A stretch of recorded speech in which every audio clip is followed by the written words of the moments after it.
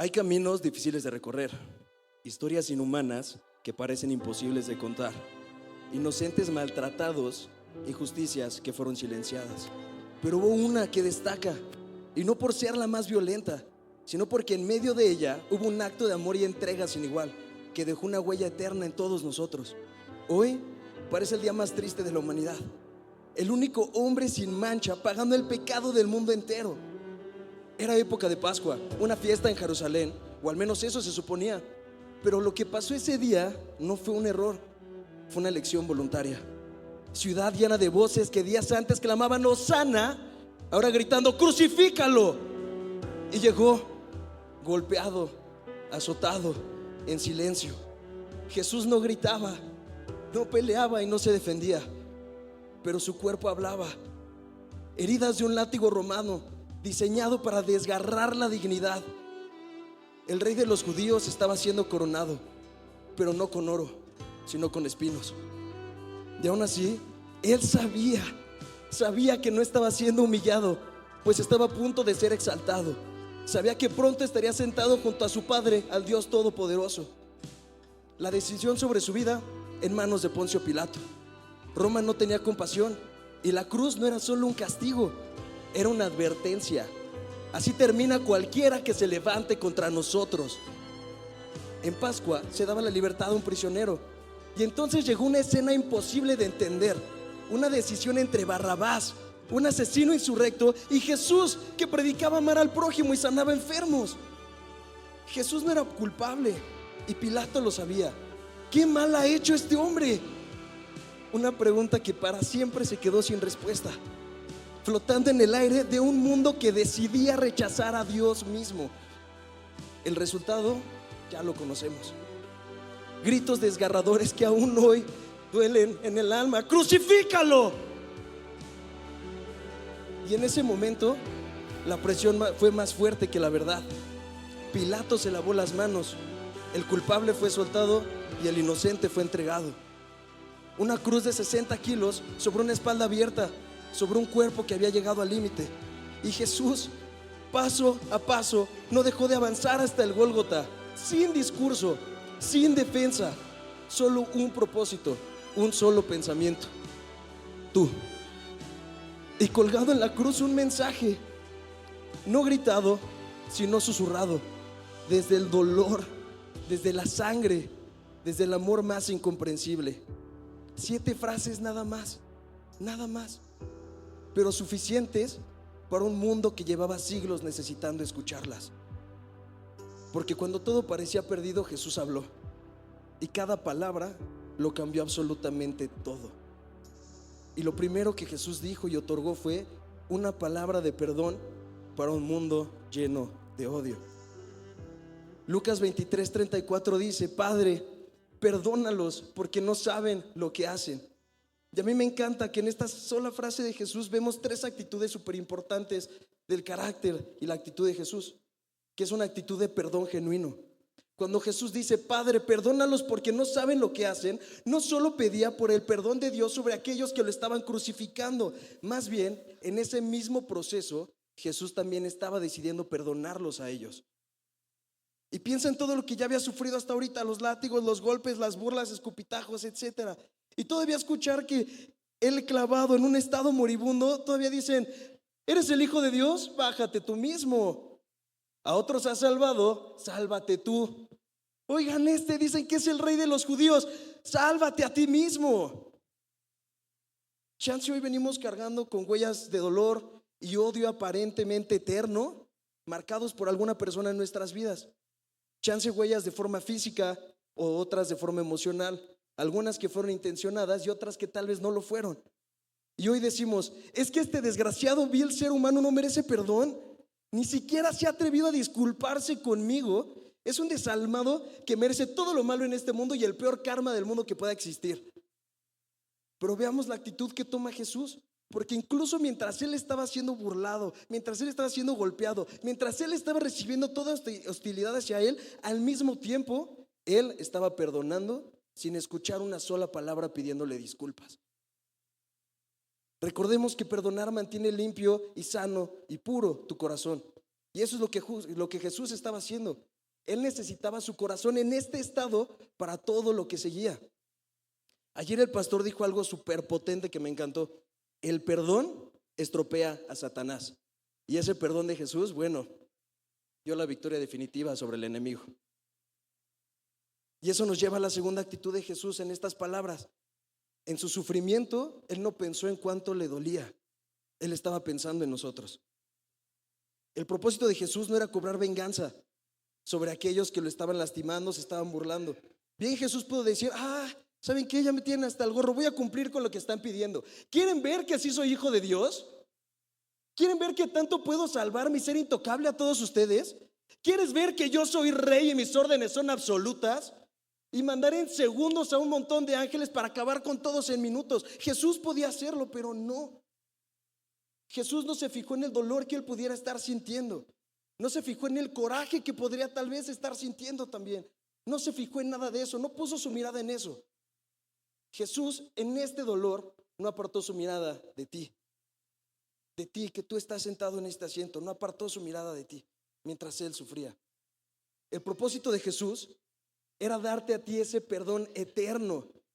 Era otorgarte una restauración que llega y se produce desde el alma. Él no veía a los soldados violentos que lo estaban lastimando y burlando de él. Él veía a los hombres que horas después lo reconocerían como el Hijo de Dios. Él no veía los clavos en sus manos. Él veía las puertas abiertas para que tú y yo hoy pudiéramos tener una relación directa con el Padre. Él no veía una corona de espinas en su cabeza. Él veía el legado del Espíritu Santo derramado en nosotros para poder expandir su reino aquí en la tierra. No solo su corazón estaba en el lugar correcto y lleno de perdón, también estaba haciendo el acto de desinterés propio más grande que ha existido. Pues Jesús no estaba pensando en cuánto le dolía. Pensaba en los guardias que genuinamente no sabían lo que estaban haciendo. Pensaba en ti, hoy, tú sentado en esta banca. Y tal vez hoy tú piensas y te sientes, es que sí entiendo el sacrificio que Jesús hizo, sí entiendo todo lo que Jesús sufrió, pero yo soy indigno. ¿Cómo voy a poder recibir esto si Él hizo este sacrificio tan grande por mí, pero yo le soy infiel? Yo hago este tipo de cosas todavía, yo estoy en constante pecado. ¿Por qué? ¿Cómo yo voy a recibir esto? Y es aquí donde vemos la tercera actitud de Jesús tan hermosa en estas palabras. Y es que Jesús estaba fungiendo como un abogado de nosotros con Dios. Genuinamente, piénsenlo, nadie entendía lo que le estaban haciendo a Jesús en ese punto. Nadie entendía que Él era el Hijo de Dios. Pero incluso aunque nadie estaba entendiendo lo que estaba sucediendo en ese instante, Jesús ya estaba intercediendo entre el hombre y Dios. Él ya abogaba por los mismos que primero se burlaban, lo golpeaban, lo humillaban y lo azotaban, porque sabía que después lo iban a reconocer como el Hijo de Dios. En primera de Juan 2:1 leemos una palabra muy bonita que es paracletos. Paracletos significa abogado, intercesor o consolador. Y primera de Juan 2:1 nos presenta a Jesús como este abogado que intercede por nosotros con Dios. Entonces Jesús estaba dando esta palabra de perdón tan hermosa y tan perfecta e irrevocable que el mundo durante toda su existencia estaba intentando buscar y tanto anhelaba escuchar. Y hoy esa palabra de perdón te la está otorgando a ti también. Si tú crees que tu error fue muy grande, que tu pecado es muy grande, que eres muy indigno para presentarte ante Dios, recuerda que Jesús está abogando por ti hoy con el Padre y diciéndoles: Padre, perdónalo. Él o ella no sabían lo que estaba haciendo, pero date cuenta que hoy se está presentando ante ti y reconoce que yo soy tu hijo para el perdón de sus pecados. Si te sientes indigno, recuerda que Jesús está diciendo: perdónalo, no sabía lo que hacía, abogando por ti. Jesús estaba diciendo que tú valiste completamente la pena cada gota derramada y cada dolor que Él sufrió. Porque la cruz es la muestra de que el amor de Dios no responde al pecado con destrucción, sino con gracia y restauración. Vamos a orar. Padre, muchas gracias por este día en el que hoy venimos a conmemorar el sacrificio que hiciste por nosotros, Señor. Donde hoy entendemos que el perdón que tú nos has dado va mucho más allá y es mucho más lejano de cualquier error que pudimos haber cometido, Señor. Gracias porque tu sacrificio dijo que yo valgo, que yo tengo un valor gigante en ti, que hoy soy adoptado por tu Padre, que hoy formo parte de tu reino, Padre. Muchas gracias, Señor, y que podamos seguirte conociendo a través de las palabras que sigamos escuchando. En el nombre de Jesús, amén. Amén, iglesia. Y bueno, una palabra de esperanza para un mundo sin rumbo. En esta parte de la historia, Jesús le dice a una persona mala, a un malhechor, le dice: de cierto te digo que estarás conmigo en el paraíso. Y este es el momento de la historia que para mí revela el objetivo y el corazón del plan de Dios. Jesús pagando el precio, crucificado, sangrando, colgando en el madero, en medio del dolor, pero no dudó en extender la gracia a aquel criminal moribundo que lo reconoce como el Cristo. El primer milagro pagado a precio de sangre en la historia. Y fue un hombre que en los últimos momentos de su vida no tuvo tiempo para alabar, para glorificar el nombre de Dios, tampoco tuvo tiempo para servir y mucho menos tuvo tiempo para consagrarse. Pero Dios lo mira digno y merecedor del regalo de la gracia. Querida iglesia, la gracia es un regalo y se otorga cuando se tiene fe, no antes. Jesús pagó por nuestros pecados, pero debemos creer que Él lo hizo por amor a nosotros. De lo contrario, no tenemos esa gracia que nos libera de toda deuda o pecado al que pudiéramos estar sometidos. Hoy te quiero contar 3 puntos importantes sobre la gracia para que te queden en tu mente y en tu corazón. Primer punto, la gracia es inmediata. Jesús en medio del dolor no hizo pausas, no hizo algún pensamiento de, bueno, ok, espérame tantito porque estás muy mal. No, Él otorgó el perdón y le dijo que estaría con Él en el paraíso. Y el hombre le creyó. Y Jesús le aseguró la vida eterna. Por supuesto que el hombre reconoció quién era Jesús y también reconoció su condición de pecador y quién era Él frente a Jesús. Número 2, la gracia de Dios es inmerecida. No podemos trabajar y ganarla. No podemos hacer absolutamente nada para exigirla. No es algo que tenemos derecho. Es un regalo de la salvación a los que creemos en Jesús. Y si tú eres nuevo conociendo a Jesús o es la primera vez que vienes aquí y dices, pero yo no he matado, no he robado, a veces digo mentiras, pero es para salvar la sorpresa, o a veces digo mentiras, pero es para que sigan creyendo que todo está bien o que estoy bien, o incluso pues digo groserías de vez en cuando, pero ¿quién no las dice? Déjame decirte que también es pecado. No hay bueno, no hay medio bueno, simplemente hay bueno y malo. Y nadie puede dejar de hacer lo malo por su propia cuenta, simplemente por medio de Jesucristo. Solamente Jesús pudo dejar de hacer lo malo porque Él era Dios. Y dice la palabra, no hay justo ni aun uno en toda la tierra. Y es por eso que necesitamos la esperanza de la salvación y creer en ella. El número 3, la gracia de Dios es suficiente. Cuando decimos que es suficiente es porque no necesitas otra cosa, no necesitas algo más para ser perdonado. Dice la Real Academia Española que basta, que es lo ideal, que no complementas o tampoco reemplazas.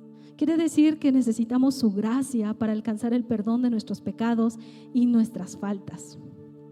Iglesia, con esto concluyo. La maldad que hay en el mundo nos señala a todos como culpables. No somos diferentes al ladrón. Que fue condenado por crímenes cometidos. Nosotros también cometemos pecados y mal. Y como Él, necesitamos la gracia de Jesús para poder tener esperanza en la vida eterna. Y créeme una cosa, Jesús se dio a sí mismo porque te ama, porque nos ama, porque nos quiere perdonar, quiere que formemos parte de su familia espiritual.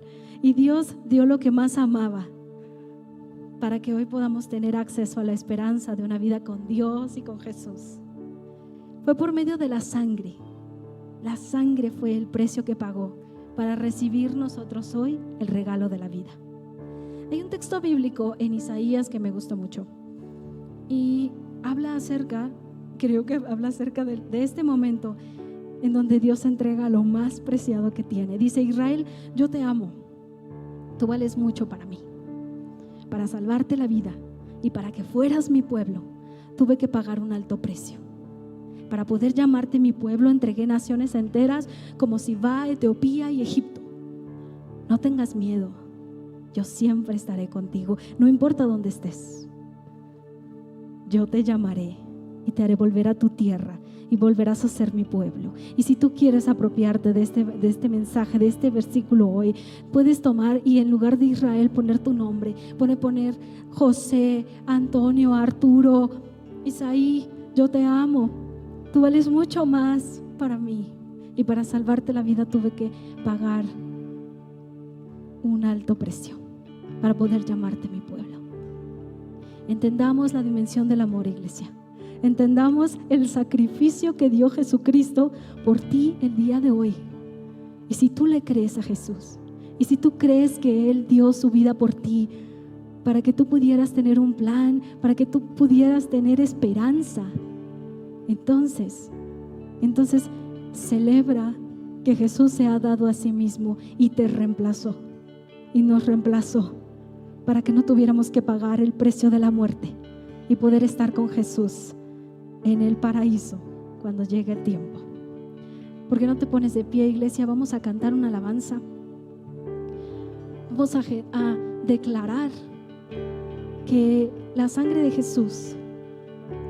Jesús tiene poder, que es la única que nos puede dar perdón y salvación y vida eterna. Vamos, iglesia. Porque solo de Jesús la sangre. Gracias, Padre, porque esa sangre preciosa es la que nos tiene aquí reunidos el día de hoy. Te pedimos que sigas hablándonos, Señor Dios, y que todo esto sea para tu honra y tu gloria. Tomen su lugar, mis amados hermanos. Una palabra de amor para un mundo lleno de soledad. Hasta este punto, Jesús ya está clavado en un madero. Está sufriendo una muerte lenta. Y es aquí cuando la Escritura dice que estaban de pie junto a la cruz la madre de Jesús, la hermana de su madre, María, la esposa de Cleofas, María Magdalena. Cuando Jesús vio a su madre al lado del discípulo que él amaba, le dijo: apreciada mujer, ahí tienes a tu hijo. Y al discípulo le dijo: ahí tienes a tu madre. Y a partir de entonces, este discípulo la llevó a vivir a su casa. En muchas ocasiones en esta palabra hemos hablado sobre María, una mujer vulnerable, una mujer viuda, una mujer que ya no tenía esperanza y que su primogénito estaba a punto de morir. Pero en esta tarde quiero que nosotros seamos desafiados a que el día de hoy no nos pongamos el papel de María, que ahora no seamos los vulnerables, sino que nos pongamos en el papel de Juan. Juan no debía nada. Juan solo era un discípulo al cual le encomiendan un valioso tesoro, que es la vida de María. Y no sé si a ti te pasa como a mí, pero actualmente me encuentro bombardeado con discursos de tenemos que alcanzar nuestro prime, tenemos que hacer lo mejor de nosotros mismos para ser esa clase de personas que se puedan levantar a las 5 de la mañana y cumplir todas sus metas y sus propósitos. No sé si te ha pasado que has estado rogando por una bendición y de repente sientes que ruegas y ruegas y Dios no contesta. Y en esa hora lo traigo a colación porque al estar enfocados en nuestros propósitos, en nuestras ambiciones, en obtener, en gastar y pensar que Dios proveerá, a veces nos enfrascamos en solamente nuestro bien. Y el día de hoy quiero que podamos retarnos a ser ese discípulo de Juan. Juan no tenía nada. Juan simplemente era el discípulo que más quería a Jesús. Y sabía Jesús que si le dejaba ese gran tesoro, Juan iba a poder hacer grandes cosas. Más adelante las cartas de Juan nos hablan del amor de una manera impresionante. Pero eso no es nada fácil, quiero decírtelo de una vez. Y no se trata de hacerlo fácil, porque Jesús, en su gran ejemplo, está clavado en una cruz. Los clavos laceran su piel. La corona de espinas está ensangrentando su frente. Los golpes le están generando dolor, los azotes también. Y humanamente hablando, no es nada fácil estar en una circunstancia de dolor como esta. Ni mucho menos que abajo en la cruz estén soldados romanos burlándose de él y echando suertes para ver quién se gana su túnica. Sin embargo, imagínatelo humanamente que es difícil que Jesús, colgado en una cruz, dice la Biblia que voltea a ver a María que está a los pies. A veces lo pasamos desapercibido y creemos que solamente voltear es girar la cabeza. Pero Jesús no. Jesús viene ensangrentado, viene adolorido, está a punto de morir. Y nota en su mirada a una mujer necesitada. Y lo que quiere hacer Jesús es proveer esperanza y vida. Esto no es nada fácil porque ponernos a disposición de aquellas personas que necesitan es dar sin buscar nada a cambio, es servir sin buscar nada de vuelta y ese es hacer un favor sin pedir cobrarlo después.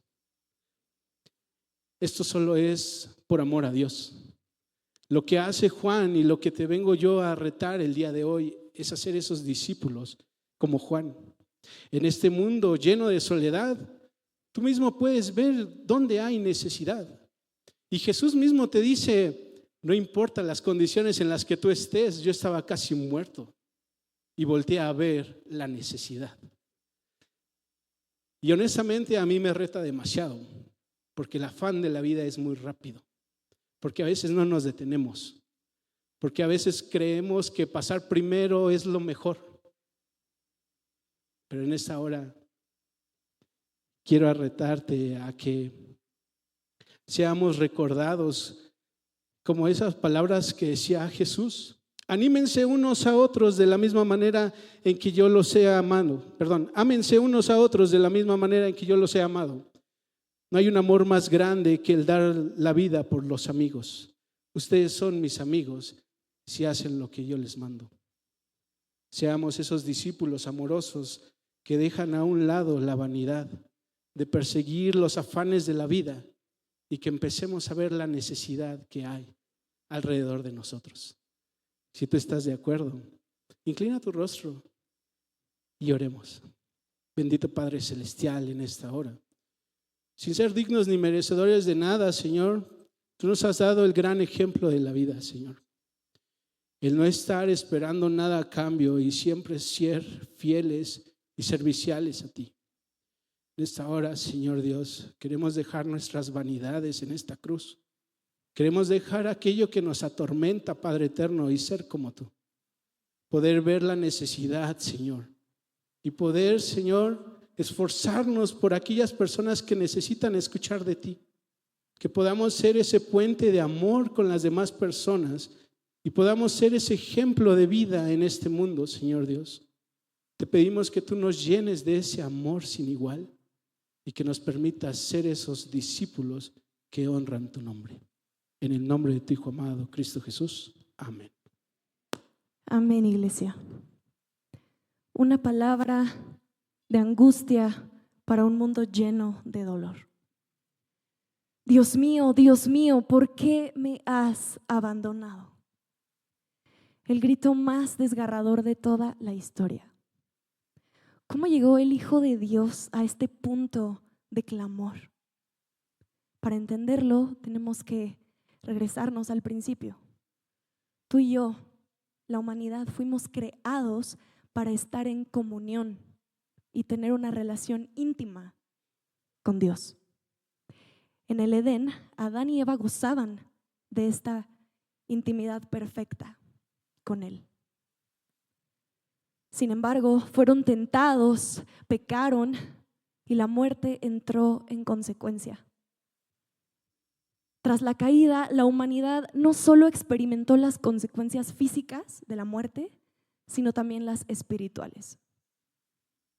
El estar ahora separados del Dios perfecto, santo. Pero Dios, en su inagotable amor, nunca se dio por vencido con nosotros. Su plan siempre fue restaurar esa relación. Y el costo de esa restauración nos lleva al momento más oscuro, doloroso, pero al mismo tiempo de más amor de toda la historia: la cruz. Elí, Elí, lema sabactani. La repetición de Dios mío, que exclama Jesús, no es casualidad. Es un grito de intimidad profunda y de agonía extrema. En el idioma original, la palabra abandonado significa literalmente ser dejado atrás en el peor estado posible. ¿Pero por qué el Padre lo abandonó? Segunda de Corintios 5:21 dice: al que no cometió pecado alguno, por nosotros Dios lo trató como pecador, para que nosotros pudiéramos estar en una relación correcta con Dios por medio de Cristo. En la cruz la Trinidad no se separó en su esencia, pero sí hubo una ruptura de comunión. Durante toda la eternidad, el Padre y el Hijo habían gozado de una intimidad y de una cercanía perfectas. Pero en este momento precisamente, el Padre apartó su rostro. Porque Dios, siendo perfectamente santo, no podía tener comunión con el pecado que ahora cubría a su Hijo. Jesús estaba cargando todo el pecado de la humanidad. Por nosotros se hizo pecado. Cristo estaba soportando nuestro infierno. Perder comunión íntima con el Padre. Pero Jesús no solo estaba gritando de dolor, estaba citando la primera línea del Salmo 22:1.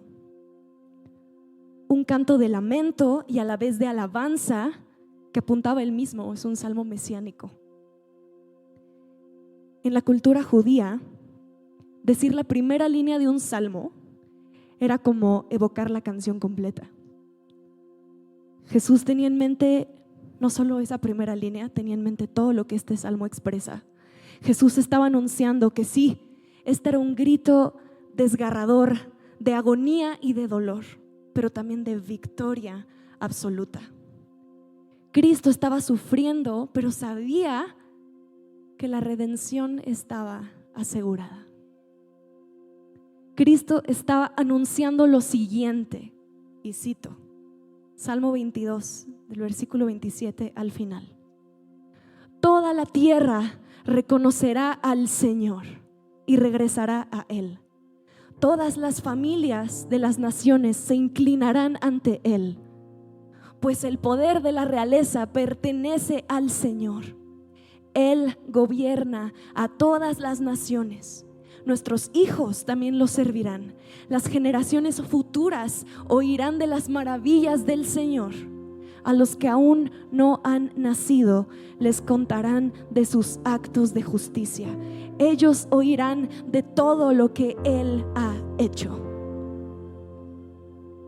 Jesús tenía en mente estas palabras en su agonía, pero sabía que la victoria estaba asegurada. Jesús sufrió el abandono real del Padre para que tú, en tu peor momento, jamás tengas que estar desconectado de Él. Jesús fue verdaderamente abandonado en la cruz para que tú y yo no fuéramos abandonados jamás. Así que cuando sientas que el peso del mundo cae sobre ti y sientas que Dios está lejos, recuerda que Cristo fue abandonado para que tú y yo jamás estemos lejos de su presencia. de una comunión, una relación íntima con Él. Cristo tomó tu soledad, mi soledad, para garantizarnos un lugar eterno en su presencia. Soportó el abandono del Padre por amor a mí, por amor a ti, para que tú y yo jamás fuéramos abandonados, jamás. ¿Por qué no me acompañas a orar? Dios, gracias, Jesús, por no aferrarte, venir a esta tierra y morir por mí, Jesús. Gracias por cada gota de sangre derramada, tu preciosa sangre. Y gracias porque tú fuiste abandonado, experimentaste un alto nivel de soledad, de agonía y de dolor, para que todos nosotros en nuestro peor momento no estemos desconectados de ti. Gracias, Jesús. Amén. ¿Por qué no te pones de pie, iglesia? Vamos a agradecerle a Jesús por esa sangre, esa preciosa sangre. Gracias, Señor, por tu bendita sangre. Pueden tomar asiento. Siguiendo con la siguiente palabra es una palabra de sufrimiento para un mundo sediento. En medio de la cruz, después de horas de sufrimiento, Jesús dijo una frase corta: tengo sed. 2 palabras, pero 2 palabras llenas de significado. Porque en esta frase podemos ver algo impresionante. Vemos la humanidad de Dios, el Hijo de Dios, el mismo que calmó tormentas, el mismo que multiplicó panes, el mismo que resucitó muertos, ahora está colgado en una cruz, con el cuerpo destrozado, con la respiración pesada, con los labios secos, y nos dice: tengo sed. Y esto nos recuerda algo hermoso. Jesús no solo vino a salvarnos, Jesús vino a experimentar el dolor humano, el sufrimiento. Ahora, la crucifixión era uno de los castigos más crueles del mundo romano. Las víctimas eran golpeadas, eran agotadas y luego clavadas en una cruz. Con el paso de las horas, el cuerpo empezaba a lastimarse más, comenzaba a deshidratarse, respirar era un esfuerzo mayúsculo y cada movimiento que hacía era un dolor.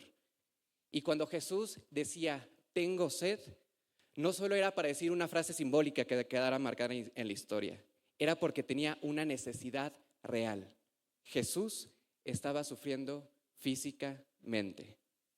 Y esto es algo importante porque nos recuerda que Dios era también humano.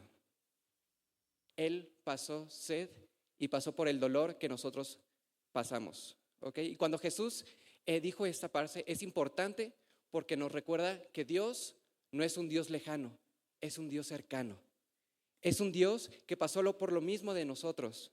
Por eso cuando nosotros sufrimos, cuando atravesamos momentos difíciles, cuando creemos que ya no podemos más, que el dolor nos pesa demasiado, podemos recordar: Jesús experimentó y entiende nuestro dolor. Porque esta frase no solo habla de la sed de Cristo, sino también revela la sed del mundo, y hoy más que nunca estamos viviendo en un mundo que tiene mucha sed. En un mundo donde buscan en lugares que no deben buscar esa sed.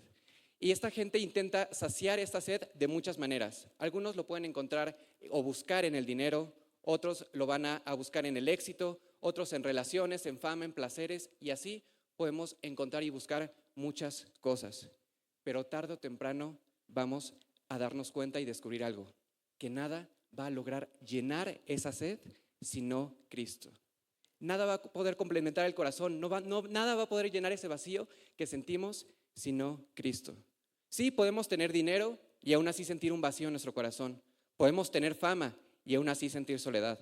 Podemos tener todo lo que el mundo ofrece y aún así sentir que algo nos falta. Porque los seres humanos tenemos sed y esa sed no es física, sino es espiritual. El ser humano fue creado por Dios y cuando Dios no está en el centro, siempre va a haber una sed que puede apagar, que nada puede apagar. Y aquí es donde la palabra se vuelve aún más poderosa, porque el mismo Jesús que en la cruz dijo, tengo sed, es el mismo que nos había dicho antes, el que tenga sed, venga a mí y beba. Jesús enseñó que Él es el agua viva, es decir, la verdadera satisfacción. Pero en la cruz ocurre algo increíble, y es que el mismo que ofrecía agua viva es el que ahora tiene sed. ¿Por qué? Porque en la cruz Jesús estaba cargando el peso del pecado. Jesús estaba cargando todo el pecado humano. Él estaba tomando nuestro lugar. A ti y a mí nos correspondía estar allá, pero Jesús tomó nuestro lugar. Él estaba sufriendo lo que nosotros merecíamos. Jesús sufrió sed para que nosotros podamos beber del agua de la vida. Sufrió dolor para que nosotros podamos recibir gracia. Jesús sufrió la cruz para que nosotros podamos recibir salvación. Cuando Jesús dijo tengo sed, vemos que el sacrificio fue real, no fue simbólico, no fue superficial. Jesús entregó cada gota de fuerza, cada aliento, cada momento de dolor. Todo lo hizo por amor de ti y por amor de mí. La cruz nos recuerda que el amor de Dios no solo se queda en palabras, es un amor que se entrega, un amor que sufre, un amor que salva. Y hoy seguimos viviendo en un mundo sediento, personas buscando paz, buscando sentido, personas intentando llenar su corazón con todo tipo de cosas. Pero la cruz nos recuerda algo, solo Cristo puede saciar el alma. El mundo puede ofrecer muchas fuentes, nos promete muchas cosas, pero todas esas cosas se acaban, esa agua se va a secar. Él es la única fuente viva que nunca se agota, la fuente que da perdón, vida, esperanza y salvación. En la cruz, Jesús dijo que tenía sed, pero esa sed abre una fuente eterna que da perdón, vida y esperanza. Y hoy está abierta para ti y para mí, para todo aquel que tiene sed, porque en un mundo sediento, Cristo sigue siendo el agua viva. Y todo aquel que viene a Él nunca volverá a tener sed. Si hoy tal vez tú te sientes sediento, en busca de propósito, buscando tratar de llenar vacíos en tu corazón, Cristo murió por ti. Cristo va a llenar ese vacío que sientes en tu corazón. Vamos a orar. Señor Padre Celestial, gracias por tu regalo inmerecido, Señor. Gracias porque tú nos das esa fuente de vida y gracias por este sacrificio. Solo en ti podemos sentirnos llenos. Gracias en el nombre de Cristo Jesús. Amén. Una palabra de victoria para un mundo que cree que el mal gana. Y es un privilegio siempre poder compartir la palabra de nuestro Dios. Juan 19:30 dice, cuando Jesús hubo tomado el vinagre, dijo, consumado es. Y habiendo inclinado la cabeza, entregó el Espíritu. Un hermoso acto de creación se suscitó en el Génesis, el día que todo comenzó, cuando Dios creó los cielos y la tierra. Al término de 6 días de despliegue de poder, creatividad, orden y sabiduría, vio Dios que todo lo que había hecho era bueno. Y aquí era bueno en gran manera. En la creación, destellos de su gloria, y en el ser humano, coronado de gloria y honra, su imagen y semejanza. Sin embargo, este último fue responsable de que todo lo bueno fuera maldito. El pecado entró en la tierra. El hombre le dio la espalda al Dios de los cielos y Él, fiel a su sentido de amor y de justicia, permitió al hombre tomar el rumbo que quisiera, un rumbo de mentira y de muerte. Pero qué increíble, a pesar de esto, el Dios de los cielos fue detrás del ser humano y desde la caída le ha perseguido con incesante gracia, con el único propósito de levantarlo, redirigir sus pasos y darle a conocer el camino, la verdad y la vida. En la eternidad, un plan de rescate fue trazado.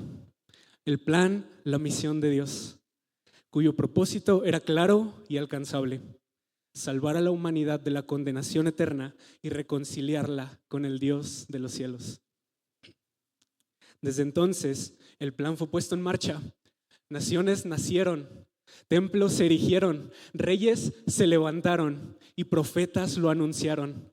Todos y cada uno de ellos en perfecta armonía, como si se tratara de la canción más importante de todos los tiempos. Todos ellos en un perfecto timing y sintonía, tratados cada uno como pequeños teasers de la película más importante de todos los tiempos, la noche que habría de arrasar con todos los Óscares. La película El Dios de los cielos está en la tierra. Así, el día llegó y Dios vio la luz en forma de un pequeño bebé y le fue puesto por nombre Jesús. Así, el día llegó y Dios crecía en sabiduría y en estatura y en gracia para con el Señor y los hombres. Así, el día llegó y Dios, el carpintero de Galilea, inició su más grande labor. Y tras 3 años de despliegue de poder, creatividad, orden y sabiduría, el Dios de los cielos en la tierra demostró ser quien decía ser. Y a pesar de ello, él mismo fue despreciado y desechado por los hombres. Conocedor del dolor más profundo, experimentado en quebranto, y como que escondimos de él el rostro, fue menospreciado y no lo estimamos. Ciertamente llevó él nuestras enfermedades y sufrió nuestros dolores. Y nosotros le tuvimos por azotado, por herido de Dios y abatido. Mas él herido fue por nuestras rebeliones, molido por nuestros pecados. El castigo de nuestra paz fue sobre él, y por su llaga fuimos curados. Movido por amor, lleno tras nosotros desde la caída y sin pecado alguno, el Cordero de Dios fue traicionado y entregado en nuestro favor, tomando el lugar y el castigo que nos correspondía a ti y a mí, todo con el fin de cumplir con la misión de Dios. Y tras miles de años de historia, el Cordero se vio a sí mismo ahí, colgado en esa cruz. Y tras miles de años de espera, el Cordero por fin pudo exclamar: consumado es. El plan ha sido cumplido. La deuda ha sido pagada. Una vez y para siempre. ¿Y qué representan estas palabras? ¿Qué representa para ti y para mí consumado es? Consumado es, representa reconciliación. Por culpa del pecado estuvimos separados de Dios, pero ahora el camino ha sido abierto, nada lo puede cerrar y en completa confianza podemos acercarnos tú y yo al Padre sin temor alguno y podemos conocerlo de manera personal. Consumado es, representa victoria. El Dios de los cielos ha compartido su herencia con nosotros, la herencia de estar con Él para siempre, siendo librados del infierno y del castigo eterno, solo si confiamos en Él y lo coronamos como Señor de nuestra vida. No tenemos que trabajar por lo que se nos ha otorgado. El Señor hizo todo. Es un regalo y esto, en última instancia, es la más grande victoria, por gracia y no por obras. Consumado es, representa esperanza. Todo el que ha confiado en el Hijo de Dios no ha de temer a la muerte. Todo el que ha confiado en Él no será avergonzado y verá a su Señor regresando con poder y gloria y estableciendo su gobierno por la eternidad. Y consumado es, representa el inicio. La misión de Dios ha llegado a su clímax y ahora todo aquel que pone en su fe en Jesús y en su sacrificio de muerte y resurrección puede ser llamado hijo de Dios. consumado es, no comienza nuestra labor. Ve y cuéntale al mundo quién es tu Dios. Ve, dilo en las montañas, en todas partes y alrededor, que Cristo el Rey nació, vivió, se entregó, murió por nosotros, resucitó y ahora está a la diestra del Padre, intercediendo por ti y por mí y preparándonos un hogar junto a Él para siempre.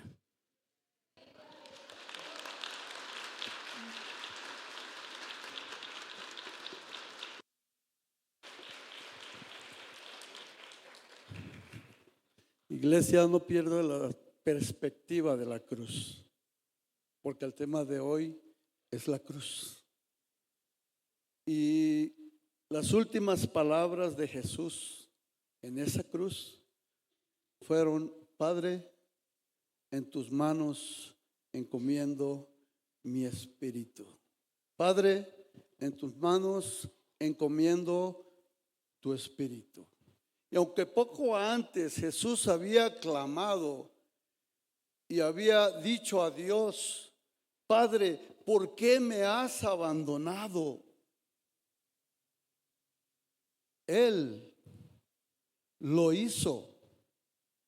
Y este momento se presentó, este abandono. Te quiero decir algo, no sé si tú has pensado y meditado en eso. Jesús nunca había experimentado el abandono del Padre. Nunca. Y no tan solamente por 33 años que se presume que Él vivió en esta tierra, sino por la eternidad entera. Por toda la eternidad, Jesús jamás había experimentado el abandono del Padre. Pero este momento se presentó porque fue el momento en el cual Él estaba cargando el pecado de la humanidad entera. ¿Sabes? Tú y yo no habíamos nacido, pero en esa cruz, en ese momento, Jesús también estaba cargando tu pecado y el mío.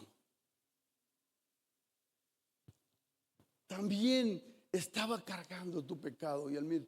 Por eso te digo, no pierdas la perspectiva de la cruz. Pero estas últimas palabras de Jesús: Padre, en tus manos encomiendo mi espíritu, no fueron palabras de desesperación, no fueron palabras de incertidumbre, sino fueron palabras de una confianza total, de una confianza absoluta de Jesús en el plan que el Padre había trazado para Él y para cada uno de nosotros. Y aunque Jesús fue enviado a esta tierra con el propósito de salvar a la humanidad de la muerte eterna, porque ese era nuestro destino. Ese era el destino de la humanidad entera, la muerte eterna. Pero Jesús fue enviado con el propósito de librarnos de esa muerte, teniendo que pasar por ese proceso de sufrimiento, de dolor, de angustia, de soledad, con el propósito de reconciliarnos y de justificarnos ante el Padre. Pero esta decisión Jesús la hizo, y esa es la confianza con la cual nosotros podemos vivir. Esta decisión Jesús la hizo por voluntad propia. Por voluntad propia Él lo hizo. Por eso es que no son palabras desesperadas, son palabras de confianza, porque Él por voluntad propia decidió entregar su vida. Dice el Evangelio de Juan, Jesús lo dice: yo pongo mi vida, nadie me la quita, yo por mí mismo la pongo. Lo hizo por voluntad. Y lo hizo para que nosotros, viviendo en este mundo de maldad, este mundo de violencia, este mundo de incertidumbre, pudiéramos vivir confiados y pudiéramos vivir tranquilos en que nuestro destino eterno está asegurado. Dile al que está a tu lado: nuestro destino eterno está asegurado. Nuestro destino eterno está asegurado. En este mundo de incertidumbre, las personas viven angustiadas. En las mañanas salen a trabajar, a estudiar, a hacer las labores del día, pero no saben si van a regresar o cómo van a regresar por la violencia que vivimos en este mundo. Hoy podemos tener un empleo o un negocio, pero no sabemos si mañana o dentro de una semana lo vamos a tener. Hoy estamos sanos, pero no sabemos si mañana, dentro de una semana o dentro de un mes lo estaremos. Y así las personas viven angustiadas por un hijo, por un esposo, por una esposa que se ha alejado de Dios, o porque experimentan diferentes situaciones difíciles en su vida.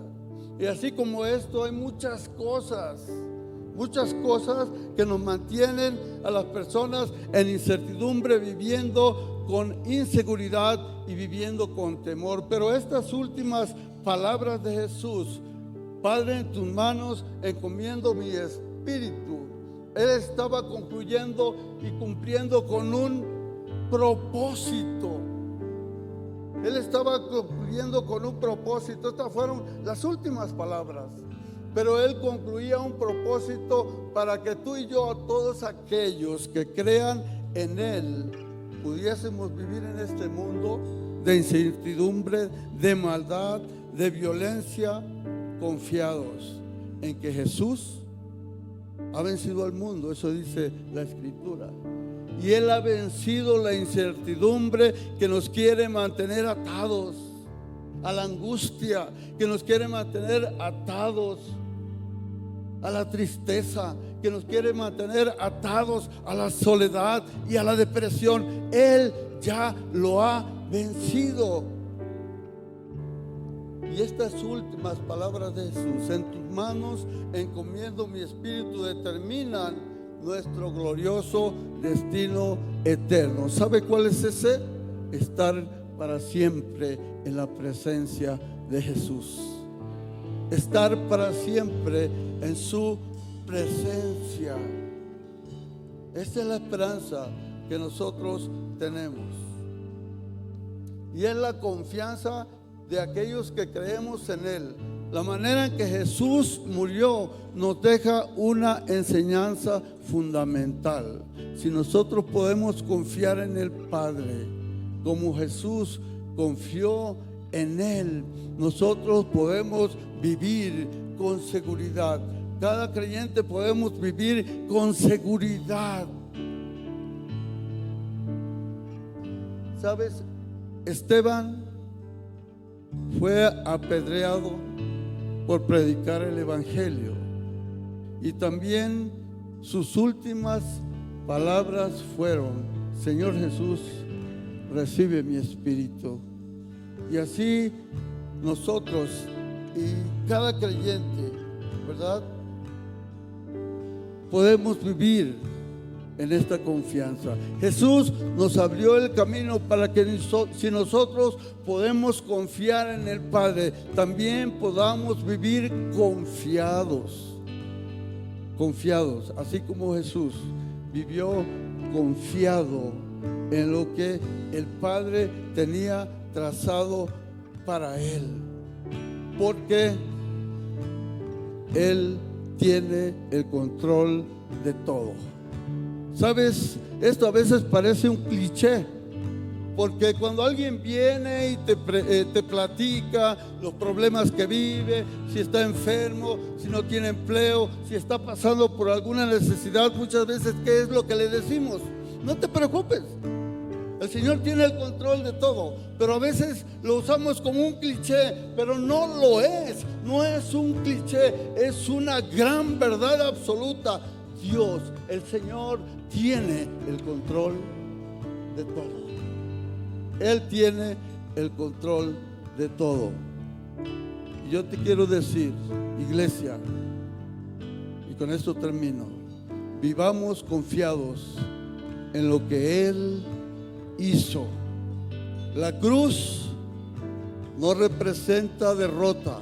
La cruz representa victoria para Jesús. La cruz no representa derrota, representa victoria para Jesús.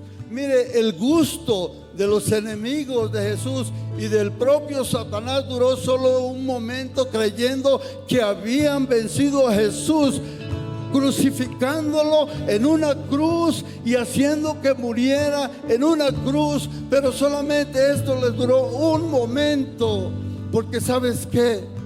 Ciertamente Él fue crucificado y murió en una cruz, pero fue bajado de esa cruz, fue llevado a una tumba, pero no se quedó en esa tumba. Él resucitó. Él resucitó, y esa es la esperanza y la confianza con la que nosotros podemos vivir el día de hoy. Él resucitó. Vivamos, iglesia, confiados en lo que Él ya hizo. Jesús, gracias.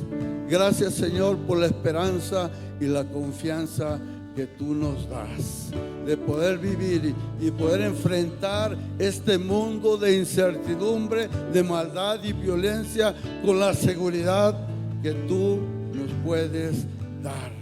Gracias porque tú lo hiciste, Señor, y porque tú triunfaste en esa cruz. No fuiste derrotado. Amén.